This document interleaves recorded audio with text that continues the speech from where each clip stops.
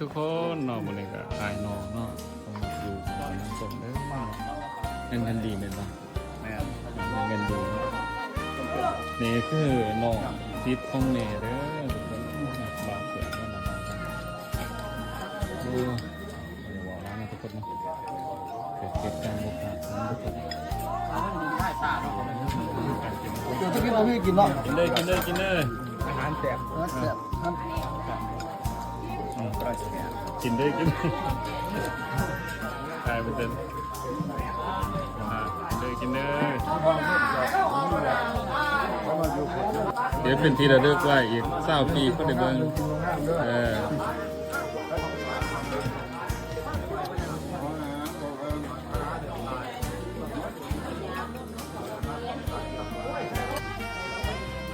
พอจิตใต้เลยเจี๊ยบกระบอกเจี๊ยบให้ให้มันกันไหวบางน้ำเออใหม่กว่า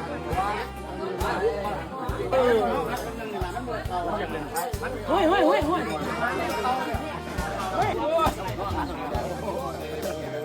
ปากไปโอ้ฮะวันมาห้องไงเขากินมาโลด